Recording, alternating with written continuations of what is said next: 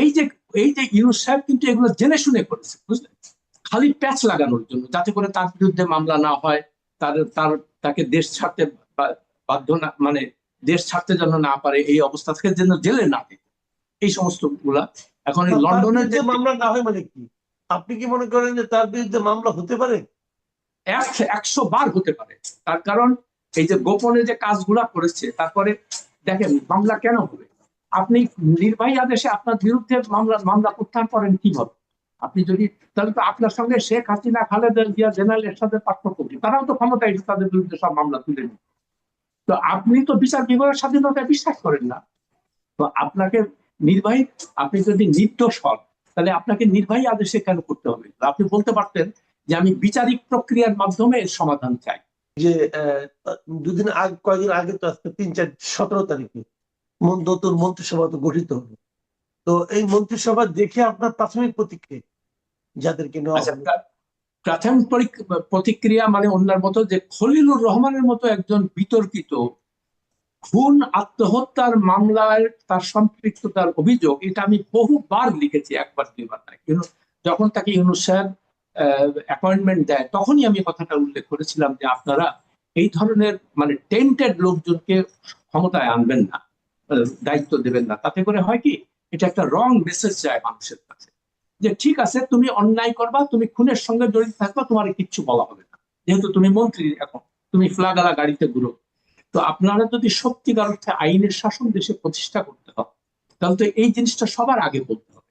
তো সেই জন্যই আমি লিখেছিলাম যে অন্যান্যদের মতো আমি মানে বিস্মিত, হতবাক, যে খলিলের মতো এরকম একটা লোককে কিভাবে উনি মন্ত্রিসভায় রাখলেন, যেটা কারো কোনো ধারণা ছিল না, এবং যেটা হবে এখন। এবং তারপরে দেখেন আরেকজনকে উনি নিয়েছেন, এটাও আমার কাছে মানে অত্যন্ত আশ্চর্য লাগছে, যে রবিউল ইসলাম রবি, ওই যে ঢাকা 12 সম্ভবত না কত, ঢাকা 10-এ, আচ্ছা, সেখানে সে একটা সন্ত্রাসী হিসেবে পরিচিত।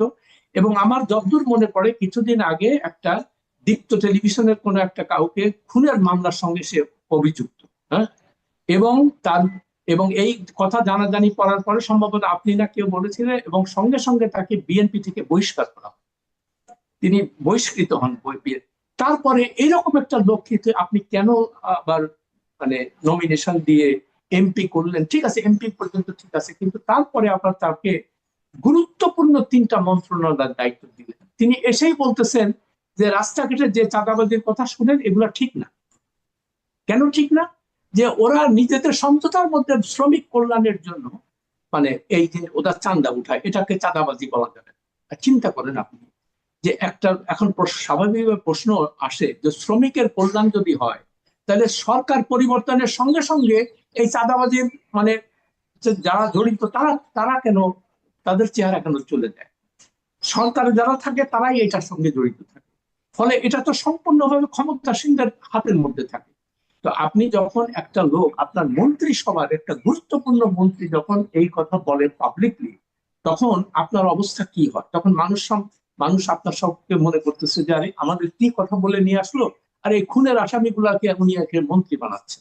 এই প্রসঙ্গে একটা কথা বলি আপনাকে, যে বেগম খালেদা জিয়া যখন ওই 2001 সালে আবার ক্ষমতায় আসলেন, তখন উনি সালাউদ্দিন কাদের চৌধুরীকে মন্ত্রীর মানে পদমর্যাদায় আইন ও সংসদ বিষয়ক উপদেষ্টা করি। উনি ফ্ল্যাগ নিয়ে ঘোরেন। তখন আমি প্রথম সাংবাদিক সম্মেলনে গেলাম, যে বললাম যে ম্যাডাম, এই সালাউদ্দিন কাদের চৌধুরী চট্টগ্রামে ছাত্রদল নেতা নিটোল হত্যা মামলার 1 নম্বর আসামি, এবং পুলিশ তার বিরুদ্ধে চার্জশিট দিয়েছে। তো এরকম একটা লক্ষ্যে আপনি মন্ত্রীর পদমর্যাদার উপদেষ্টা বানালেন।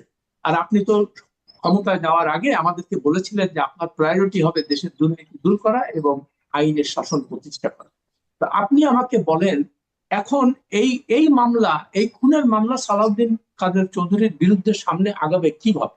পুলিশ তো তাকে ধরতে পারবে না, বিকজ সে তো ফ্ল্যাগ লাগাইতে। তখন উনি বেশ রেগে গিয়ে বললেন যে তার তো হয় নাই, কোর্ট তো তাকে সাজা দেয় নাই। আমি বললাম হ্যাঁ, কোর্ট সাজা দেয় নাই, কিন্তু কোর্ট তো তাকে খালাসও দেয়। তো আপনি মানে তখন ছিল 16 কোটি মানুষ, দেশের মানুষ। তো আমি বললাম যে আপনি 16 কোটির দেশের মানুষে আপনি একটা অবিতর্কিত ভালো লোক কি আপনি পেলেন না এই পদে দেওয়ার জন্য? তো তখন উনি খুব রেগে টেগে গেলেন যে এরকম, মানে উনি প্রশ্ন নিতে চাচ্ছিলেন না। তো যাই হোক, আমার কথা হলো যে আপনি রেগে যান, আর আমাদের কাজ হলো সাধারণ মানুষের মনে যে প্রশ্ন, সেই প্রশ্নগুলো ক্ষমতাসীনদের কাছে উপস্থাপন করা, এটাই আমাদের কাজ। আমরা সেটাই করেছি। এখন আপনি রেগে যেতে পারেন, কিন্তু দেখেন আলটিমেটলি হলো কি, ওনার বিরুদ্ধে, উনি ক্ষমতাচ্যুত হওয়ার পর পরে ওনার বিরুদ্ধে মামলা হলো, উনি জেল খান। এবং আমরা তো জেলে গেলাম না, কারণ আমরা ছিলাম সত্য এবং ন্যায়ের পথে। আমরা যেটা সত্যিকার অর্থে যে জিনিসটা, সেটাই তুলে ধরার চেষ্টা করেছি, এটাই আমাদের কাজ। এখন আমরা তো আপনাকে তেল মারতে যাইনি ওখানে, আপনি আমার চাকরি দেন, আপনি প্রেস মিনিস্টার বানান, আপনি আমাকে এগুলো তো করতে যাইনি। আমাদের প্রয়োজন ছিল, আমরা সাংবাদিকতা করতে আসছি। তো যাই হোক, এখন আমি তারেক রহমান সাহেবকে বলবো যে আপনি এই দুইজনের ব্যাপারে, এই যে খলিলুর রহমান 2001 সালের ঘটনাটা আবার বলি, তো সে দীর্ঘদিন তাকে কেউ চিনত না। হঠাৎ করে সে তাকে 2001 সালের সম্ভবত যখন বিচারপতি লতিফুর রহমান তত্ত্বাবধায়ক সরকার অধীন হলেন, তাকে সে আমেরিকার থেকে নিয়ে আসলো। এতদিন তার খোঁজ খবর ছিল না। সে একসময় সরকারি চাকরি করতো, ফরেন মিনিস্ট্রিতে ছিল। যাই হোক, এরপরে সে জাতিসংঘে কাজ করেছে, কোথায় করে, যাই হোক, তার সম্পর্কে কোনো ইয়ে ছিল না। তো এখন এই লতিফুর রহমান সাহেব, ওনাকে পরে শুনলাম যে তিনি লতিফুর রহমানের চাচাতো বোনের স্বামী, মানে ঘনিষ্ঠ আত্মীয়। তো তারপরে উনি তাকে নিয়ে আসলেন, এবং বিকেল, যেহেতু ওই ওই পোস্টটা ছিল জয়েন্ট সেক্রেটারি পোস্ট, তো বিকেল বেলায়, সকাল বেলায় এনে তাকে ডেপুটি সেক্রেটারি বানালো, এবং বিকেলে জয়েন্ট সেক্রেটারি করে তাকে এই পদ দিল।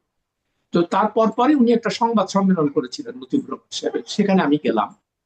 যে আমি জিজ্ঞেস করলাম, আপনি তো বিচারপতি, আপনি তো ন্যায়ের পক্ষে থাকবেন, আপনি এরকম একটা ব্যক্তিকে, যার কোনো ইয়ে ছিল না, আপনি সমস্ত আইন ভেঙে আপনি এরকম একটা লোককে সকালবেলায় ডেপুটি সেক্রেটারি আর বিকেল বেলায় জয়েন্ট সেক্রেটারি, 12 ঘন্টার মধ্যে দুইটা প্রমোশন দিয়ে আপনি তাকে বিদেশ থেকে নিয়ে আসলেন, এটা কি আপনার আপনার জন্য সমীচীন হয়েছে? আপনি তো বিচার, আপনি কি সারা বাংলাদেশে আর তার মতো এই পদে, মানে আপনার পিএস হওয়ার মতো কোনো যোগ্য লোককে দেখেননি? তো তিনি আমাকে উত্তরে বলছেন, সে খুব মেধাবী, ইয়েতে ফার্স্ট হয়েছিল, মানে বিসিএস পরীক্ষায় ফার্স্ট হয়েছিল। আমি বললাম, আহ, আমি আমি তখন বললাম যে আমি তো আপনাকে তার মেধা নিয়ে প্রশ্ন করি না, আমি বলেছি প্রক্রিয়াটা নিয়ে, যে এই যে প্রক্রিয়াটা আপনি অনুসরণ করছেন সেটা বেআইনি, এবং আপনি নিজে আইনের মানুষ, আপনি জানেন।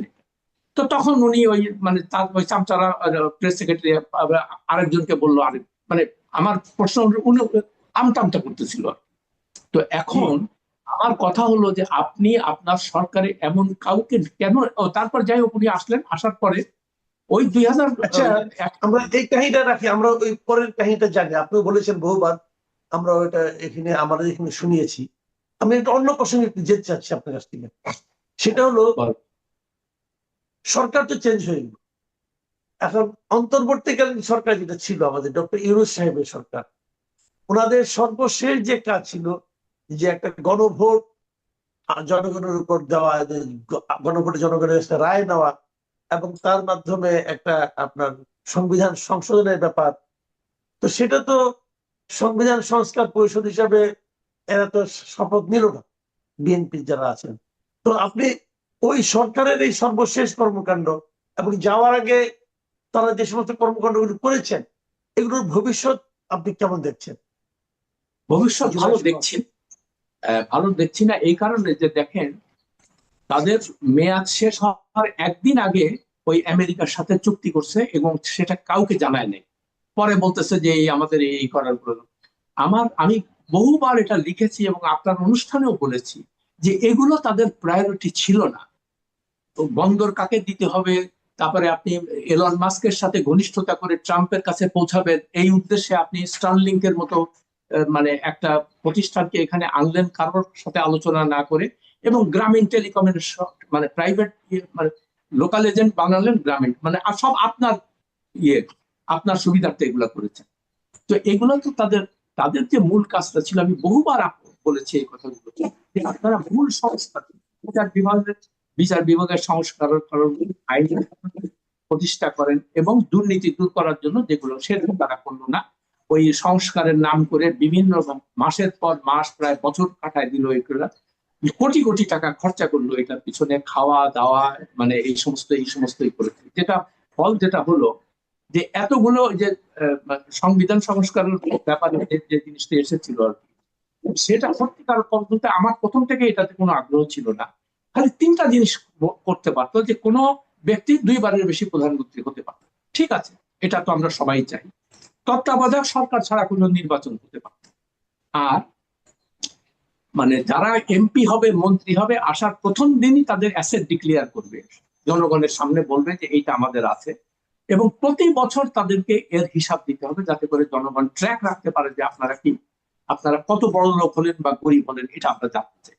তো এই তিনটা জিনিস এত কিছু না বলে 48টা অনুচ্ছেদ, এইটা সেটা, এগুলো মানুষের পড়ার সময় কোথায়। তো যেটার ফল যেটা হয়েছে, বিএনপি তো আগে রাজি ছিল না, পরে হয়তো যে কোনো কারণে হোক তারেক সাহেব বললেন যে না, এটাতে আমরা ভোট দিব। এখন বলতেছে যে না, এগুলো আমরা করবো না, আমরা এটা সংসদের মধ্যে পাস করাবো। তো এই যে ইউনূস সাহেব কিন্তু এগুলো জেনে শুনে করেছে, বুঝলেন, খালি প্যাচ লাগানোর জন্য, যাতে করে তার বিরুদ্ধে মামলা না হয়, তার তার তাকে দেশ ছাড়তে বাধ্য না, মানে দেশ ছাড়তে যেন না পারে, এই অবস্থা থেকে যেন জেলে না দিতে, এই সমস্ত গুলা। এখন এই লন্ডনের যে মামলা না হয় মানে কি? আপনি কি মনে করেন যে তার বিরুদ্ধে মামলা হতে পারে? 100 বার হতে পারে। তার কারণ এই যে গোপনে যে কাজগুলা করেছে, তারপরে দেখেন মামলা কেন হবে, আপনি নির্বাহী আদেশে আপনার বিরুদ্ধে মামলা প্রত্যাহার করেন কিভাবে? আপনি যদি, তাহলে তো আপনার সঙ্গে শেখ হাসিনা, খালেদা জিয়া, জেনারেল এরশাদের পার্থক্য কি? তারাও তো ক্ষমতা এসে তাদের বিরুদ্ধে সব মামলা তুলে নিন। তো আপনি তো বিচার বিভাগের স্বাধীনতায় বিশ্বাস করেন না। তো আপনাকে নির্বাহী, আপনি যদি নির্দোষ হন, তাহলে আপনাকে নির্বাহী আদেশে কেন করতে হবে? আপনি বলতে পারতেন যে আমি বিচারিক প্রক্রিয়ার মাধ্যমে এর সমাধান চাই। আপনি নির্দোষ হলে আপনি ছাড়া পেয়ে যাবেন, আপনি কেন করতে গেছেন এটা? তো স্বাভাবিকভাবে আমাদের তো এই প্রশ্ন, নিশ্চয়ই আপনি 2 নম্বরই কোনো কাজ করছেন ওইখানে, যার জন্য আপনি হয়তো এখন অনেকে বলে যে তারেক রহমান সঙ্গে লন্ডন যায় এই সমস্ত ডিল হয়েছে, যে আমার বিরুদ্ধে মামলা টামলা দিয়েন না, এটা করবেন না। কিন্তু আজ হোক কাল হোক, দেখেন এই মামলাগুলো তাকে আবার ফেস করতে হবে। আমি একটা ইয়েতে লিখেছিলাম, একটা পোস্ট কিছুদিন আগে, তারেক রহমান ক্ষমতায় আসার পর পরই, যে আপনি অনুগ্রহ করে মানে এই তাকে যে নিজের সুবিধার জন্য যে কাজগুলো করছে এটার ইনভেস্টিগেশন শুরু করেন, এবং দুদক যেহেতু একটা স্বাধীন প্রতিষ্ঠান, তাদেরকে বলবেন যে আমরা এখানে কোনো হস্তক্ষেপ করবো না, আপনাদের অনুযায়ী কাজ করেন। কিন্তু দুদকের ওই যে বললাম না, এখন ওই শুনলাম যে ওই তার প্রেস সেক্রেটারি বদনরতে ওই তারা একটা নতুন ইংরেজি কাগজ বের করছে। দেখেন কনফ্লিক্ট অফ ইন্টারেস্টটা কোথায় আছে। মানে পৃথিবীর যে কোনো সভ্য দেশে ডক্টর ইউনূসের যিনি প্রেস সেক্রেটারি ছিলেন, হ্যাঁ হ্যাঁ, এবং তার ডেপুটি, তাদের নিজের পোস্টেই দেখলাম যে তারা নতুন ইংরেজি কাগজ, কি ডেলি ওয়াদা না ফুয়াদা, কি একটা নাম দিছে আর কি, জানি না। তো যাই হোক, এখন অসুবিধা কি? ওনারা হ্যাঁ? সাংবাদিক মানুষের একটা পত্রিকা বের করতে পারে, অসুবিধা নেই। না না, অসুবিধার কিছু নাই, কিন্তু কথা হলো এখানে তো কনফ্লিক্ট অফ ইন্টারেস্ট, যে আপনি ক্ষমতায় থাকা অবস্থায় এই এই জিনিস আখের গুলা গুছাইছেন। তার কারণ যে আমি পরে খবর নিলাম যে এই লোকটার এটার মালিকানা কারা, ফান্ডিং কি করছে, পরে দেখলাম যে দুদকে তার বিরুদ্ধে মামলা ছিল, সেই মামলা নাকি প্রত্যাহার করেছে। এখন প্রত্যাহারটা কে করলো? তো এখন যে মানুষ যে বলতেছে যে এই এই যে ইংরেজিতে বলে কুইড প্রোকো, মানে তুমি আমারে কিছু দাও, আমি তোমারে কিছু দিব, হ্যাঁ, যে ঠিক আছে, তোমার মামলা টামলা আমরা তুলে নেওয়ার ব্যবস্থা করবো, তুমি আমাদেরকে ইংরেজি কাগজ বের করবো। আর এই দেশে ইংরেজি কে পড়ে বলে? আচ্ছা, ইংরেজি কাগজ কেন বের করতে হবে, এটাও আমার মাথায় আসে। যাই হোক, সেটা তাদের ব্যাপার। আমার কথা হলো যে পৃথিবীর যে কোনো সভ্য দেশের নিয়ম হলো, আপনি কোনো ক্ষমতায় থাকলে আগামী 3 বছর, ক্ষমতার থেকে যাওয়ার পরে আগামী 3 বছরের মধ্যে কোন রকম সুযোগ সুবিধা নিতে পারবেন না বাইরে বাইরে যেয়ে। তার কারণ তখন মনে হবে এটা কনফ্লিক্ট অফ ইন্টারেস্ট। হ্যাঁ, এবং তার কারণ আপনি নিশ্চয়ই ক্ষমতায় থেকে এগুলো করছেন, নাহলে আপনি ইয়ে করেন কি বল। তো এই জিনিসগুলা যদি আমরা ঠিক মতো, এবং সাংবাদিকদেরও আমি বলবো, আপনারা এই প্রশ্নগুলো করতেই থাকবে যে খলিল কেন ইয়ে। আমি আরেকটা কথা বলে আমি এটা, এবং দেখবেন তারেক রহমানের ভবিষ্যৎ আমি জানি না কি হবে যদি স্টিক করতে পারেন, কিন্তু এই খলিল এবং রবিউলের কারণে দেখবেন তাকে অনেক প্রশ্নের সম্মুখীন হতে হবে, এবং তিনি স্বাভাবিক কাজকর্ম ঠিক মতো করতে পারবেন না। তখন কনস্ট্যান্টলি যদি এই প্রশ্নগুলা মিডিয়াতে আসতে থাকে, কারো না কারো তো এই প্রশ্নের জবাব দিতে হবে, যে আপনারা 18 কোটি দেশের মানুষে আপনারা কোনো ভালো লোক পান না, এই ধরনের মানে বিতর্কিত কলঙ্কিত লোকজনকে আপনাদের সংস্কারে আনতে হয় কেন? আর জনগণের ট্যাক্স পেয়ারের টাকা এদের পিছনে আপনি কেন খরচা করবেন? এগুলো তো জি সাংবাদিকদের এই প্রশ্ন করতেই হবে। জি, অনেক ধন্যবাদ, অনেক ধন্যবাদ জনাব আসাদ মাহমুদ। প্রিয় দর্শক, আপনারা শুনলেন যে জনাব আসাদ মাহমুদের বিশ্লেষণ এবং ওনার প্রশ্ন। সরকার নতুন এসেছে, নতুন সরকার নিয়ে আসাদ মাহমুদ ভাইয়ের বেশ আশাবাদ আছে। উনি কিছু কিছু বিষয় নিয়ে চমৎকৃত হয়েছেন, আবার সাংবাদিকের যে অবধারিত কাজ সেই প্রশ্নটাও করেছেন। আমরা আশা করবো এই প্রশ্নগুলো যেন আমাদের বেশি দিন উচ্চারণ করতে না হয়। আমরা এগুলোর জবাব চাইবো, সমাধান চাইবো। এখন এ পর্যন্তই। আল্লাহ হাফিজ।